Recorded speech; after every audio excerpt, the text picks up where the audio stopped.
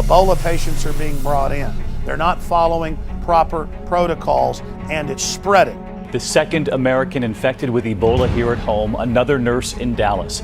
29-year-old Amber Vinson, a member of the medical team that cared for Thomas Duncan, the Ebola patient who later died. And when we point out that the southern border should be highly controlled as well as the northern border, and that everyone who was on this flight with him should be put in containment, we're called conspiracy theorists for following the default federal law. The false flag I'm hearing about is a simulated Ebola attack in which they actually use biochemical weapons that dissipate, but then they pretend that it's Ebola and that it has been brought here by Saudi martyrs. Okay? So no, we have not reached the end of the false flag line. So clearly, elements of our government want this crisis to get out of control. Hello, I'm John Abraham from the Reverse Effect Show, and today we're doing the Obola contest for Infowars.com. Alex Jones has put out 2 posters talking about how Obama is not stopping the flights into America from the hot zones in Africa where Ebola is spreading like wildfire. It is estimated in the millions of people that they are going to die all over Africa, and yet we are allowing flights from those zones into America. Obama, stop the madness. It's crazy how they bringing people back from Africa where Ebola started to America, you know, where it can spread here to people that don't have it. It's crazy right now. I mean, you see many other countries right now restricting flights. There's no reason we can't. About 300,000 people flying in from overseas every day, and you know, it takes a handful of it. And it's a minor cost to. It's not a pandemic yet, but why get to that point? I think we should, but we should take precautions, you know, like we can't just let them board flights and then let everyone else who's around them get affected also. So, I mean, there's ways of helping them, but at least take caution. Hello, my name is John Abraham, and I'm from the Reverse Effect, and today we're here with Dauda Bangura. Now, Dauda, where are you from? I'm from Sierra Leone. So you have family in Sierra Leone, correct? Yes, I just visited recently last May. So what can you tell us about the situation in Sierra Leone as far as Ebola is concerned? The situation is really ugly because people are dying every day, and you don't know who is having the sick. So now, do you have family members who are friends or family from back home in Sierra Leone who have caught Ebola? Yeah, 3 of my cousins just died recently. Yeah. Are you concerned about Ebola coming here to America? Yeah, of course, because it's a disease that once it's in a particular area, it continues to spread. So if it is here, I'm scared too. I mean, from the footage that I've seen, and you can correct me of this, there's hundreds of cases, and they're just piling bodies into the streets, just hoping that ambulances come and pick them up. Is that kind of what you saw, or is it a little bit different than what the media is showing us? Well, it's actually the same because when they call the emergency, it takes time for them to come. And some places they can't reach there because of the road network. We have suspected cases in the city.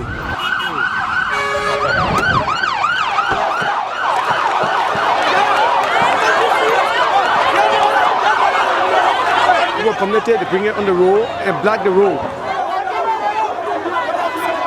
Please stay away from the dead body. Please stay away from the dead body. We were ambulance team. The job is very, very hard.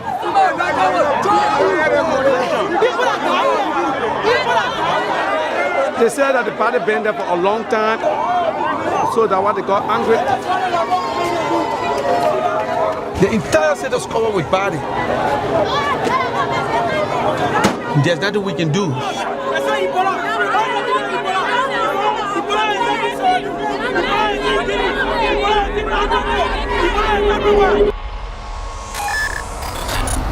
So talking about Ebola in Africa, it is out of control. There are thousands of bodies dead in the streets, and they aren't even prepared to deal with this sort of tragic event. They don't know what to do. They don't have the right equipment. It is chaos. And with this all happening in West Africa, how do we know if we are fully prepared for a full-blown Ebola outbreak in the USA? How do we know? Are we prepared? Do our hospitals have the right equipment, the right vaccinations? Are we ready? I find it kind of a little bit ridiculous how Obama has recently chose to appoint a Ebola czar, and he appointed somebody who has no background in a health profession.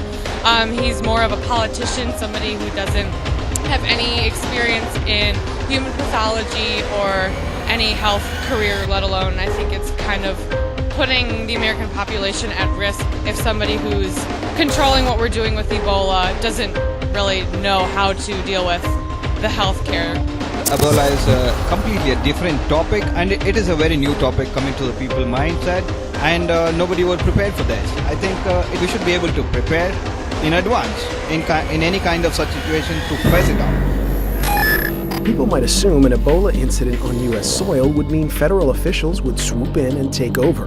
But in Dallas, the CDC took only an advisory role. We have done a lot at CDC, and we'll be doing a lot more in the coming days and weeks to inform and empower. The approach, leaving the hospital in charge, led to multiple apparent protocol breakdowns. The hospital nurses recently claimed there was confusion and frequently changing policies and protocols. In my case, in my country, in Spain, we had a couple of people infected who were there, and I don't know why they came with them to Spain. So they should control that anybody infected from Africa should cross the line to Europe or America. I think it's really dangerous that we're not patrolling who's coming in and out more, because we don't know who is coming from those West African nations. One of the nurses was going to Maryland, and she was attacked with Ebola virus. And it was pretty much, if it was common, people would have noticed it. At least it should create more awareness in the people so that it can be more educated to the people, so that it can be avoided. Yeah. Great. And also, now, do you think it's possible that maybe our government or another government or people behind governments could actually be bringing these diseases as a weapon of mass destruction for depopulation or population control to get less people in the world? If it continues, probably, if you don't find any medicine for this, ultimately we're going to die. This appears to be a false flag, but they bare minimum allowed to spiral out of control as a pretext for more medical tyranny here in the United States and worldwide. Obama, at best, you are inept. At worst, you are allowing the crisis to build. You are allowing Ebola to come to America, to start spreading, and to start causing a crisis here in America that you can take advantage of. We're here to say that we see what you are attempting to do. You need to stop the flights into America. You need to have the CDC take care of the Ebola situation properly and not allow a nurse who was handling the very first Ebola patient, Eric Duncan, to get onto an airplane and cross the country with no protection. Why would that be allowed after she called the CDC and asked if it was appropriate that she did that? I think it's all just a front, like smallpox. It's just like, control and destroy. Are you saying it's manufactured, like they're almost creating the fear? Yeah. I believe vaccinated, to get Ebola. Like, you can't just catch it, like, from. Are you saying that the vaccinations, the Ebola vaccinations, are giving people Ebola? That they're being injected in Africa, shooting it in you with a needle, I feel like, most of the diseases these days are like man-made. Infowars.com has started spreading the message that we need to halt flights coming into America from Western Africa. There's no reason that we should allow Ebola to start to spread here. We needed to take the actions of everybody in America and start posting these posters absolutely everywhere, legally and lawfully. You know that the people know the truth. We need to come together as a community, as a society, one planet, to change what's happening to this earth.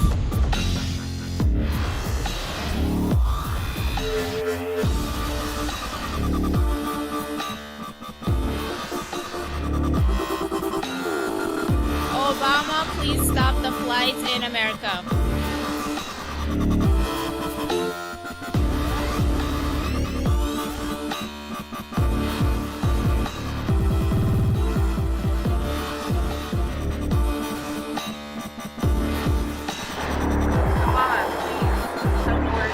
Obama, stop the flight into America. Rajoy, para los viajes a España.